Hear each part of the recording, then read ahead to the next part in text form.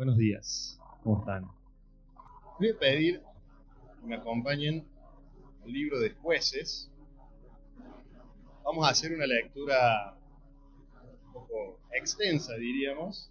Yo voy a ir leyéndolo y yo lo voy a leer en la nueva traducción viviente. Bueno, vamos a leer del capítulo 14 al capítulo 16. Voy a ir salteando algunos versículos, pero es necesario que leamos todo como para poder después desarrollar lo que tenemos para ver hoy. Así que vamos a ir capítulo 14, versículo 1. Vamos a leer básicamente la vida y historia de Sansón, uno de los jueces de Israel. Prácticamente vamos a leer todo lo que la palabra dice sobre su obrar y todo lo que hizo mientras estuvo acá en la tierra. Dice, capítulo 14, versículo 1. Cierto día, estando Sansón en Timna, se vio atraído por una mujer filistea. Cuando volvió a su casa, dijo a su padre y a su madre: me gusta una joven filistea de Timna y quiero casarme con él. Consíganme. Pero su padre y su madre se opusieron. ¿Acaso no hay una sola mujer de nuestra tribu o entre todas las israelitas con la que puedas casarte? Preguntaron. ¿Por qué tienes que ir a los filisteos paganos a buscar una esposa? Sin embargo, Sansón le dijo a su padre: consíguemelo. A mí me gusta él. Su padre y su madre no se daban cuenta de que el Señor estaba obrando en todo esto con el fin de crear una oportunidad para actuar contra los filisteos que en ese tiempo gobernaban ellos. Versículo 5 dice: cuando Sansón y sus padres descendían hacia Timna, de repente un león joven atacó a Sansón cerca de los viñedos de Timna. En ese instante el Espíritu del Señor vino con poder sobre él y despedazó las quijadas del león a mano libre, tan fácilmente como si hubiera sido un cabrito. Pero no contó nada de lo sucedido ni a su padre ni a su madre. Cuando Sansón llegó a Timna, conversó con la mujer y quedó encantado con ella. Más tarde, cuando volvió para la boda, se apartó del camino para ver el cadáver del león. Encontró un enjambre de abejas que había hecho miel en los restos del animal. Entonces tomó un poco de miel con las manos y la fue comiendo por el camino, y también dio un poco a su padre y a su madre, y ellos comieron. Sin embargo, nunca les contó que había tomado la miel del cadáver del león. Versículo 10 dice: mientras su padre finalizaba los detalles para el casamiento, Sansón dio una fiesta en Timna como era costumbre de los jóvenes de la alta sociedad. Cuando los padres de la novia vieron a Sansón, seleccionaron a 30 jóvenes de la ciudad para que fueran sus acompañantes. Sansón les dijo a estos jóvenes: les propongo un acertijo. Si lo resuelven durante estos 7 días de celebración, les daré 30 mantos de lino fino y 30 trajes de ropa para... Pero si no pueden encontrar la solución, entonces ustedes me darán a mí 30 mantos de lino fino y 30 trajes de ropa para... Muy bien, dijeron ellos, dinos tu acertijo. Entonces el recito: del que come salió algo para comer y del fuerte salió algo dulce. 3 días más tarde seguían intentando resolver el acertijo. Al cuarto día le dijeron a la mujer de Sansón: seduce a tu esposo para que nos explique el acertijo, o de lo contrario quemaremos la casa de tu padre contigo adentro. ¿O acaso nos has invitado a esta fiesta solo para empobrecer? Entonces la mujer de Sansón fue a verlo y con lágrimas le dijo: tú no me amas, me odias. Le propusiste un acertijo a mi gente, pero no me contaste a mí la solución. Ni a mi padre ni a mi madre les di la respuesta, contestó él. ¿Por qué te la revelaría a ti? Entonces ella no dejaba de llorar cada vez que estaba con él, y siguió llorando hasta el último día de la celebración. Finalmente, cuando el séptimo día él le dio la respuesta, porque lo estaba fastidiando con tanta insistencia, ella fue y le explicó el acertijo a los jóvenes. Entonces ese séptimo día, antes de que se pusiera el sol, los hombres de la ciudad se acercaron a Sansón con su respuesta: ¿qué es más dulce que la miel? ¿Qué es más fuerte que un león? Y Sansón respondió: si no hubieran arado con mi novia, jamás habrían descifrado mi acertijo. Si no hubieran hablado con mi esposa y lo hubieran insistido tanto, jamás lo hubieran descubierto.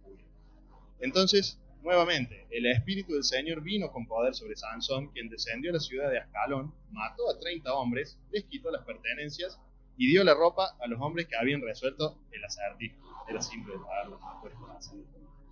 Pero Sansón estaba furioso por lo que había sucedido y se volvió a la casa de sus padres a vivir con ellos. Entonces su mujer fue dada en matrimonio a quien había sido el padrino de Sansón en la boda. Obviamente Sansón más adelante vuelve a buscar a su esposa y se encuentra con esta situación. Y en el versículo 4 del capítulo 15 dice: entonces salió y atrapó 300 zorras, obviamente enojado frente a esta situación de que su esposa había sido entregada a otra persona. Les ató las colas por parejas y amarró una antorcha a cada par de colas. Después encendió las antorchas y soltó las zorras para que corrieran por los campos de grano de los filisteos. Así les quemó todo el grano hasta reducirlo a cenizas, aún las gavillas y el grano sin corte. También les destruyó los viñedos y los olivares. ¿Quién hizo esto?, preguntaron los filisteos. Sansón respondió: porque su suegro de Timna entregó a su esposa en matrimonio, que fue el padrino de su boda. Entonces los filisteos fueron a buscar a la mujer y a su padre y los quemaron vivos. Por esto que hicieron, juró Sansón, no descansaré hasta vengarme de ustedes. Luego atacó a los filisteos lleno de furia y mató a muchos de ellos. Después se fue a vivir a una cueva en la roca de Etam. En esta época, los filisteos gobernaban sobre Israel, estaban dominados por los filisteos dominaban Israel. Entonces el pueblo filisteo obviamente va a la tribu de Judá a buscar a Sansón. Relato un poco los versículos que siguen para no extenderlo. Básicamente estas personas van, lo buscan a Sansón y le dicen: Sansón, ¿qué hiciste? O sea, ¿por qué te metiste con los filisteos? Básicamente ellos nos dominan, pidiendo que te entreguemos y nosotros te vamos a entregar. A lo cual Sansón dice: bueno, prométanme que ustedes no me van a matar, entréguenme nomás y yo voy. Entonces Sansón se entrega, es tomado por los filisteos, y el versículo 14 dice: cuando Sansón llegó a Lehi, los filisteos salieron gritando de triunfo.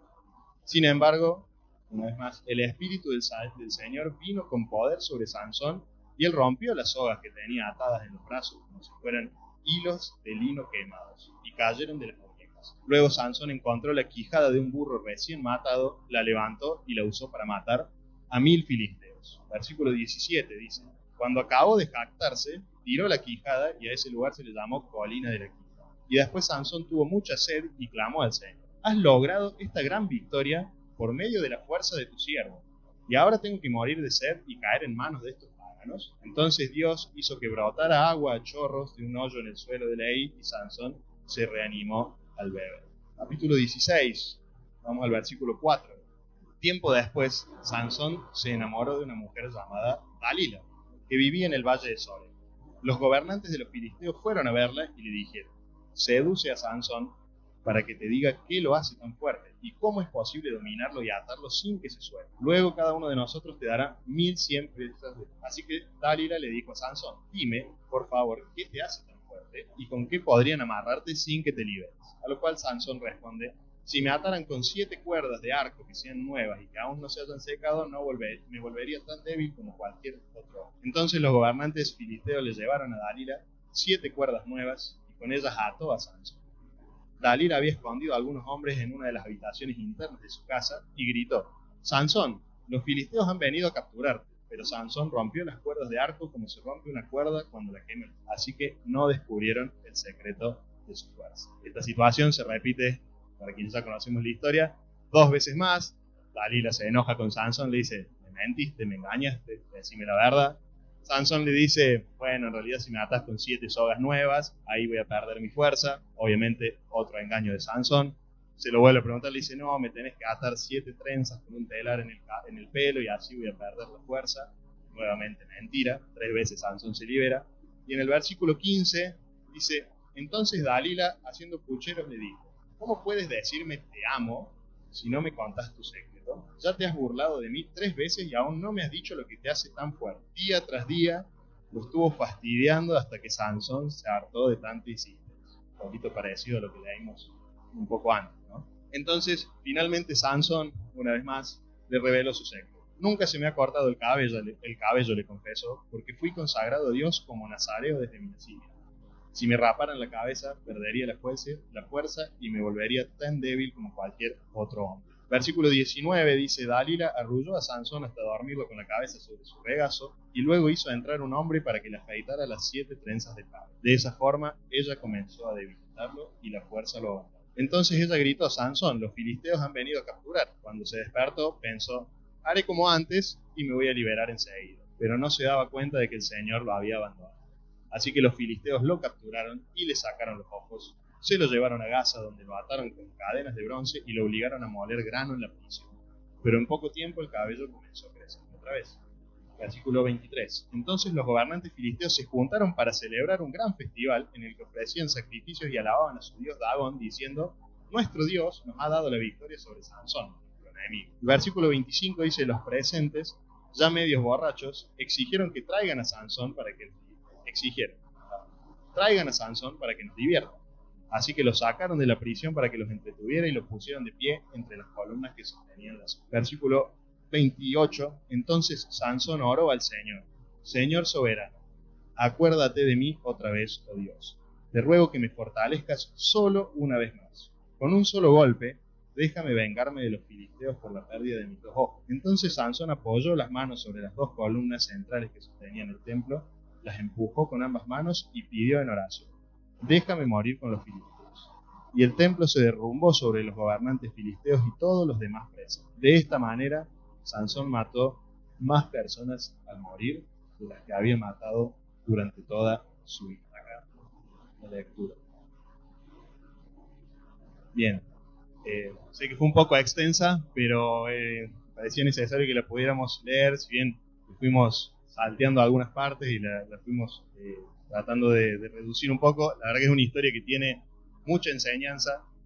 Después, si la pueden leer tranquilos en sus casas, la verdad que vamos a aprender mucho de cómo Dios trabaja a través de Sansón. Y si bien tenemos mucho, lo que a mí me llamaba la atención y siempre me llamó la atención de la historia de Sansón es que Sansón, a pesar de que vemos que una y otra vez toma malas decisiones, toma decisiones lejos de la voluntad de Dios, toma decisiones que incluso si las analizamos podríamos decir que son egoístas, basadas en lo que él sentía, basadas en su corazón.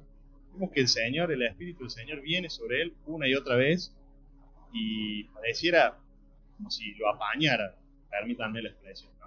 O al menos eso era el primer sentir cuando yo veía esta historia. Digo, che, se confunde y aún así como que se sale con la suya, podríamos decir, más de una vez. Y sobre todo esto es lo que veía, digo, las decisiones, si analizamos las decisiones que Sansón toma en estos 3 capítulos, que son básicamente todo lo que tenemos de Sansón en la palabra de Dios. El capítulo anterior tenemos cómo el ángel de Jehová le anuncia el nacimiento a sus padres, y después tenemos una mención en el Nuevo Testamento que después la vamos a leer, pero no tenemos mucho más de Sansón. Pero todas las decisiones que vemos que él toma son basadas en lo que él sentía. Che, me gustó esta persona, esta mujer filistea, con otras creencias, de otro pueblo, la quiero como mujer. Se acercó después a un animal muerto que ya vamos a ver más adelante. Él, como nazareo, no podía acercarse a ningún cuerpo que estuviera muerto, y sin embargo va y se acerca. Después con Dalila también, nuevamente. En medio también se acuesta con una prostituta. Vemos todas decisiones basadas en lo que él sentía, digamos. Podemos decir como pasional, guiándose por los deseos del corazón. Pensaba justo en Jeremías 17:9, ese pasaje que dice: engañoso es el corazón, ¿no? Y perverso. Y sin embargo, leía una y otra vez, y lo que el Señor me terminó mostrando esta vez a través de la historia de Sansón es que, si bien Sansón es el protagonista, podríamos decir, de estos capítulos, podemos ver algunas características, algunas cualidades o esencias de nuestro Dios que quería compartir el día de hoy, y que como nuestro Dios es un Dios que no cambia, es un Dios fiel, son características que hoy en día la sigue teniendo, porque Él es fiel a su promesa, Él mantiene su palabra, Él es uno mismo. Y lo primero que veía en esta historia es: Dios es fiel a su propósito y lo cumple sin importar el comportamiento del hombre, sin importar nuestro comportamiento. ¿Y a qué voy con esto? Dios tenía un propósito con Sansón. ¿Sabemos cuál es? Si leemos, vamos a leer un versículo más, pero si nos vamos al capítulo anterior, Jueces 13, cuando el ángel de Jehová le anuncia a la mamá de Sansón que va a quedar embarazada. La mamá de Sansón era una persona estéril, o sea que nuevamente un milagro más de nuestro Señor. Pero le dice en el versículo 5 de Jueces 13, Él comenzará a rescatar a Israel de mano de los filisteos. Dios tenía un propósito con la vida de Sansón. Dios tenía ya un plan para Sansón, y era ser el instrumento utilizado por Dios para empezar a liberar al pueblo de Israel de los filisteos. Y vemos que ese propósito, a pesar de que Sansón toma decisiones lejos de la voluntad de Dios, el Señor lo sigue cumpliendo, busca cumplirlo. Es más, si leemos después en el versículo 4 del capítulo 14, vemos que dicen que este casamiento de Sansón con una filistea venía de Jehová, porque Jehová estaba buscando oportunidad para poder encontrar una forma de enfrentarlo a los filisteos. No estoy diciendo que la decisión de Sansón fue la voluntad de Dios, no era que Dios quería que Sansón se case con una filistea, con alguien que no compartía creencias, pero el Señor toda esta situación la terminó utilizando para poder hacer que Sansón se terminara enfrentando a los filisteos, porque vemos que de ese casamiento, ¿qué es lo que ocurre? Se genera esta fiesta, 7 días que tenían, un poquito más larga que las de hoy. Vemos que dentro de eso se genera esta apuesta, esta situación de Sansón con estas 30 personas filisteas, y que Dentro de eso, termina descubriéndose que la esposa, en vez de tener confianza con él, lo termina engañando, termina seduciendo y sacándole el acertijo por otro lado. Sansón obviamente se enoja, y ya vemos que a través del Espíritu de Dios, él va y ya mata ahí a 30 personas para tomar esos mantos y pagar esa apuesta. Después, como se va enojado, la esposa de él es entregada al padrino de boda. Sansón, cuando se entera, va, prende fuego absolutamente todo el campo. Obviamente, los filisteos no se lo tomaron bien, van y le matan a la esposa, queman, prenden fuego. Sansón, nuevamente, en venganza, va y los mata. Y es un ida y vuelta, vemos que, che, vos me haces algo, los filisteos van y lo buscan. Nada más que cada vez que Sansón iba, la palabra, y lo repite muchas veces, y por eso así trataba de hacer énfasis, el Espíritu de Dios venía sobre él, y él terminaba ganando, podríamos decir. Pero lo que estamos viendo atrás de esto es que el Señor tenía un objetivo que iba mucho más allá de las decisiones de Sansón. Tenía un propósito que era empezar a liberar al pueblo de Israel de los filisteos. Y todas estas decisiones, situaciones que se van presentando, vemos cómo surgen de esta primera decisión de Sansón, que es casarse con una mujer que era de otro pueblo, que no compartía creencias. Si Sansón no hubiera tomado esa decisión, vemos que básicamente 2 de los capítulos que hemos leído no se hubieran desarrollado al menos de esa manera, ¿no? Como las consecuencias a veces que van teniendo decisiones y cómo a veces se va haciendo una bola de nieve. Ahora vuelvo nuevamente a esto. El obrar de Sansón en toda esta situación, ¿era correcto? La motivación de Sansón en todas estas decisiones que van tomando, ¿vamos a decir que son correctas? Porque si vemos y prestamos atención a cómo él, a las expresiones que él tiene, las decisiones que va tomando Sansón son básicamente, permítanme la palabra, egoístas, digamos, porque son de venganza, de enojo. Me molesta esto, estoy enojado porque me atacaste a mí hoy y reacciono de esta manera. Se maneja básicamente por enojo y venganza, si vemos en estos capítulos la forma de obrar de Sansón. Sin embargo, a pesar de que las motivaciones de Sansón no eran correctas, a pesar de que el obrar de Sansón no era acorde a lo que Dios quería de una persona que había sido consagrada de nacimiento ante Dios, no olvidemos eso, el Señor cumple y empieza a trabajar y a cumplir su propósito utilizando dolor. El error humano, la desobediencia humana, no es capaz de frenar o doblegar el propósito que tiene el Señor. Dice Proverbios 19:21, muchos pensamientos hay en el corazón del hombre, mas el consejo de Jehová permanecerá. Tenemos varios casos en la Biblia, la verdad que cuando yo leí eso empecé a meditar y digo, tenemos varios casos en la Biblia donde vemos que los errores humanos no son incapaces de frenar el propósito que tiene Dios, o incluso son utilizados por Dios para llegar al fin que Él quería. Jonás con Nínive. Jonás básicamente cuando le dijeron tenés que ir a predicar a Nínive, se quiso ir 180 grados para el otro lado. Si terminamos de leer el libro de Jonás, Jonás fue y predicó en Nínive. No hubo forma que ese error humano, esa decisión de querer hacer la voluntad contraria, anulara o doblegara el propósito de Dios. José es un ejemplo también, los hermanos de José tratando de deshacerse de todas maneras de su hermano, vendiéndolo como un esclavo a Egipto. Terminó siendo aquel que estuvo sobre Egipto, que lo salvó de aquella época de hambruna. Terminó llegando al lugar donde el Señor tenía el propósito que José tuviera. El ejemplo por encima de todo, nuestro Señor Jesucristo. Nuestro Señor Jesucristo vino a esta tierra y todas aquellas personas, todos aquellos romanos, aquellas personas que tomaron decisiones en ese momento que terminaron con Él en una cruz, claramente no eran decisiones, permítame explicarme, pero quien decide colgarlo en la cruz no está haciendo un obrar correcto, y sin embargo el Señor está utilizando toda esa situación para que Cristo enfrentara la cruz y cargara con todos nuestros pecados. La persona que le clavó el clavo no estaba diciendo, Señor, sí, yo sé que vos tenés que morir por nuestros pecados. No sé si me explico, ¿no? Pero el sentir, la decisión, no era colaborar con el plan de Dios. Era muy justamente tratar de todas las formas posibles hacer desaparecer a Jesús de la tierra. Y sin embargo, Dios usó todo eso para cumplir su propósito. Era que el Señor fuera, enfrentara la muerte con todos nuestros pecados y obviamente saliera victorioso porque Él era justo, porque no tenía pecado. Entonces lo primero que veis es esto: el Señor cumple su propósito sin importar, o pasando incluso por encima cuando nosotros estamos tomando decisiones que no son correctas. Y también esto me lleva a pensar, si vemos la moneda del otro lado, seguramente lo sabemos, pero es bueno recordarlo, y es que el mérito en cada una de las victorias que podemos ver es de Dios también. así como vemos que el propósito del Señor lo cumple cuando nosotros quizás no estamos haciendo las cosas bien, cuando nosotros hacemos las cosas bien, no hay mérito tampoco en nosotros. Es el Señor que está utilizándonos y dando la posibilidad, dándonos la bendición de ser parte de ese plan que Él tiene. El versículo que creo que usé también la última vez, pero que me encanta mucho, es Proverbios 21:31. El caballo se alista para el día de la batalla, pero la victoria pertenece al Señor. ¿Sí? Nosotros podemos obedecer al Señor y es lo que el Señor quiere, ¿no? Buscar hacer su voluntad, pero al fin y al cabo la victoria, los resultados que podamos ver, ya sea en tu familia, en tu trabajo, en tus estudios, en tu ministerio, todo lo que vos veas y digas, wow, Señor, qué bendición, son victorias de Él. ¿Nos está utilizando? Sí, utiliza, pero son victorias de Él. Entonces también veía y digo, qué importante es no dormirnos tampoco, por así decirlo, en los laureles y casarnos con los resultados y decir, bueno, si esto está yendo bien, es porque yo estoy haciendo todo bien. Que tampoco es así, sino que es bueno siempre estar meditando y pidiéndole al Señor que nos vaya mostrando qué cosas. Primer punto, entonces, Dios es fiel a su propósito y lo cumple sin importar si nosotros acompañamos o no con nuestro comportamiento.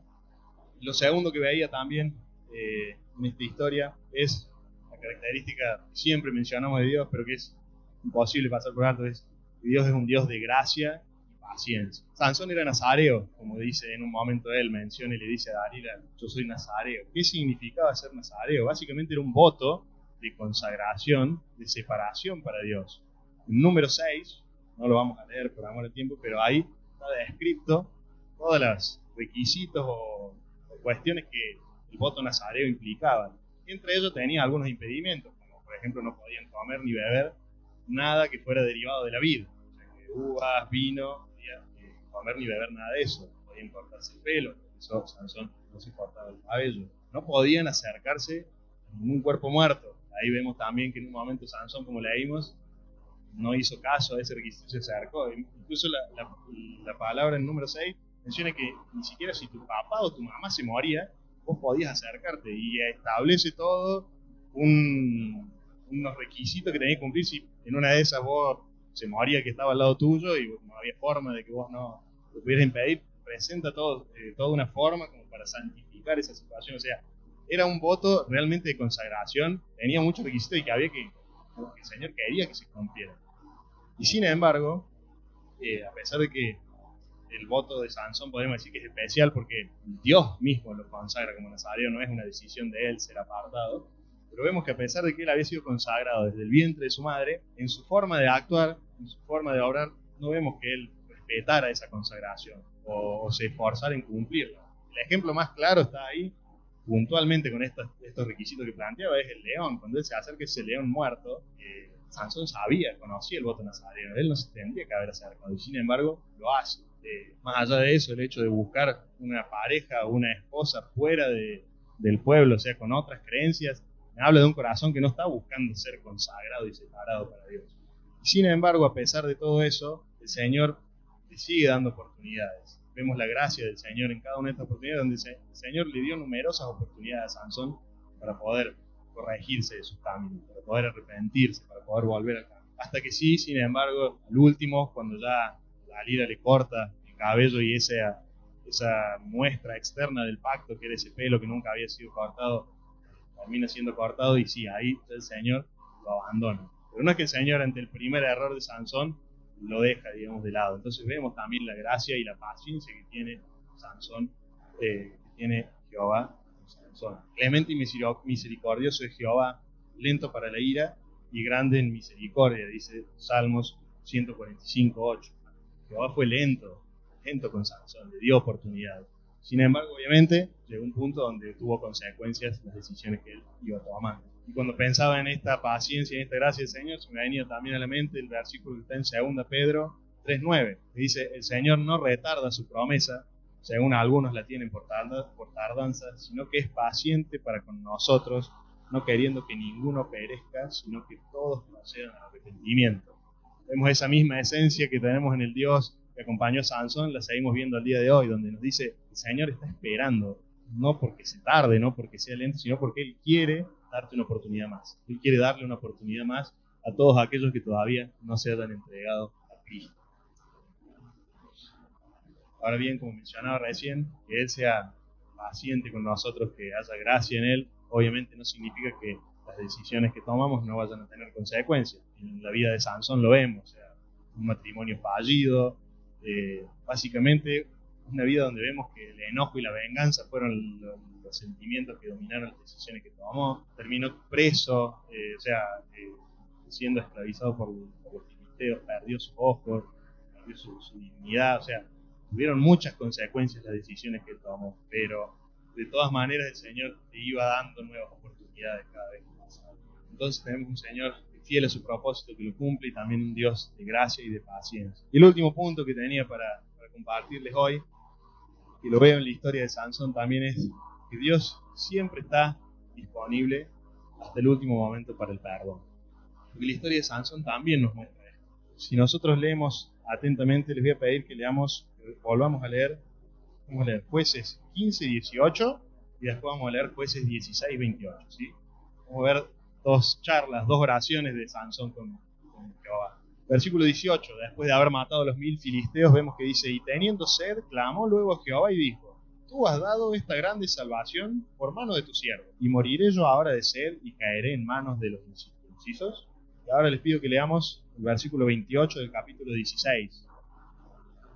Entonces clamó Sansón a Jehová y dijo: Señor Jehová, acuérdate ahora de mí y fortaléceme, te ruego, solamente esta vez, oh Dios, para que de una vez tome venganza de los filisteos por mis 2 ojos.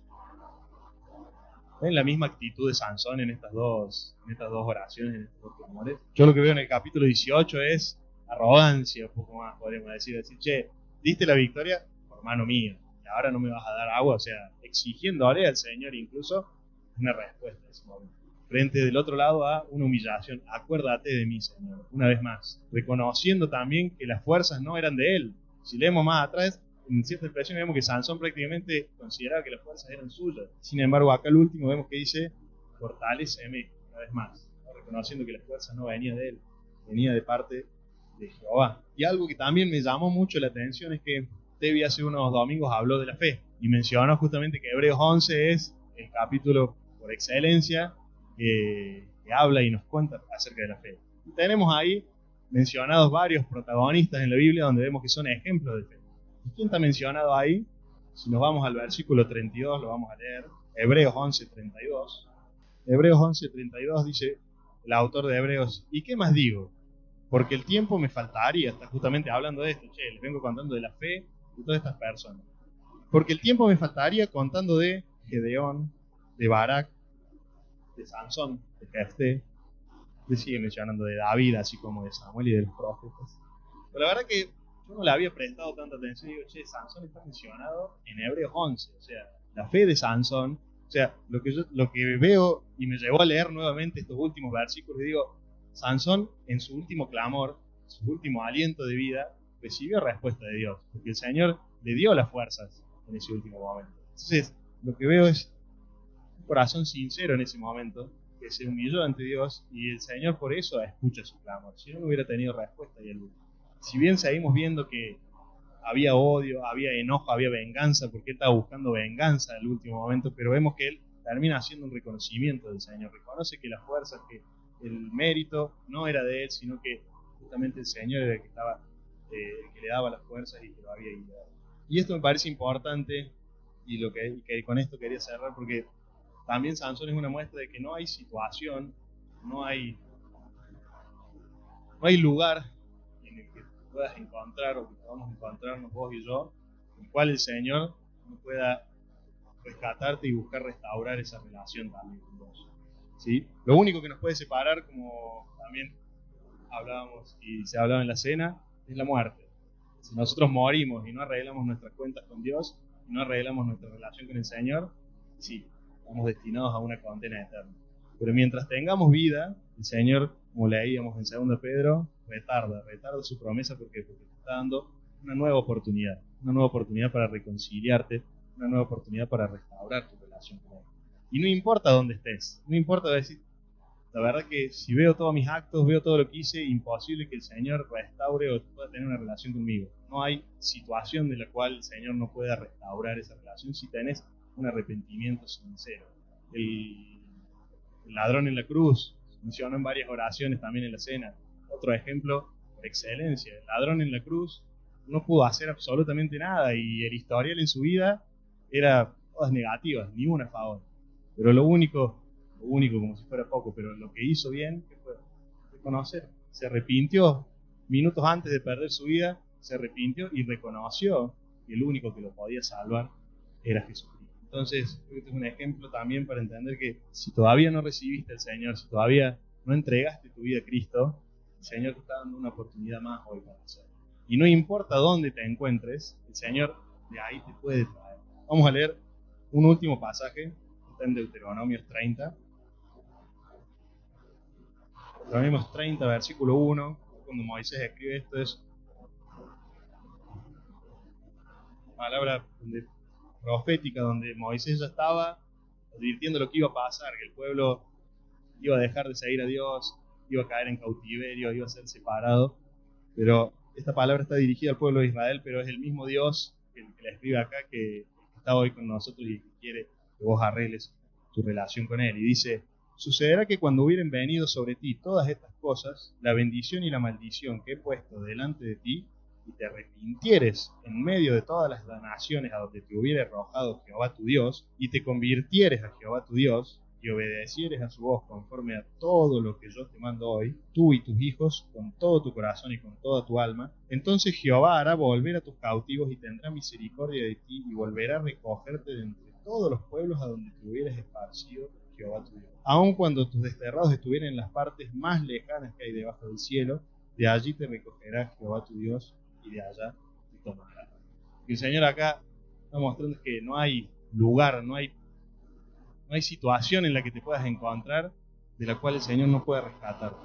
Vuelvo a decirte lo mismo: si no entregaste tu vida a Cristo, no hay lugar del cual no existe una situación donde digas no puedo arreglar mi relación con Él. Y si por otro lado sos hijo de Dios y quizás ves que por tus decisiones o conociéndote te das cuenta que estás lejos del Señor, que las decisiones que estás tomando no van acorde a la voluntad de Él, nuevamente esta promesa es la misma: Dios es el mismo. No hay lugar no hay lugar en los cielos donde Él no pueda recogerte y restaurar la relación. El Señor bendiga su palabra.